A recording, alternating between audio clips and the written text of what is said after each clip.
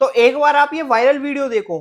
करोड़ यहाँ में लगा दियो बच्चों का में मकान देखो देखिए भाई 3 करोड़ यहाँ में लगा दियो। मेरे पापा के पास था 12 बीघा खेत, कितना मिला था आपको? 2 करोड़ 40 लाख। क्या किया उसका? जमीन ले लिया, मकान बना दिए, 1-2 ब्याह शादी कर दी, काम खत्म, पैसा खत्म हो गया। तो आप अब क्या करते हैं? अब कुछ नहीं, अब ताश खेलते हैं, कुछ नहीं करते। अगर मोदी जी आज आपकी जमीन ले लें तो क्या आपको मार्केट रेट से पैसे मिलेंगे?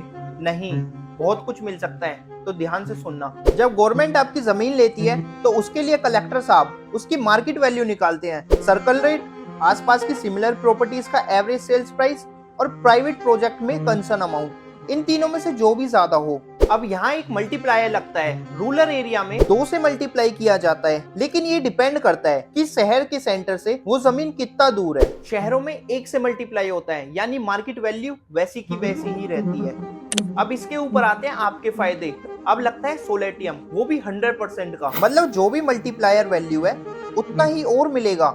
मतलब गांव की जमीन में ओरिजिनल मार्केट वैल्यू से 4 गुना तक मिल सकता है। और अर्बन एरियाज में यानी शहर में सोलेटम लगने के बाद ये पैसा 2 गुना तक हो जाता है। और सिर्फ जमीन नहीं, जमीन के ऊपर घर, कुआं, पेड़, खाली फसल, उसका भी अलग से मुआवजा मिलता है।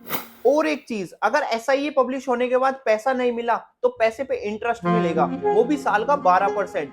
अब जितना टाइम लगेगा उतना पैसा मिलेगा। एग्जाम्पल देखो, जमीन की मार्केट वैल्यू 10 लाख, मल्टीप्लायर 2 का, तो जमीन की वैल्यू 2 से मल्टीप्लाई होकर 20 लाख हो गई।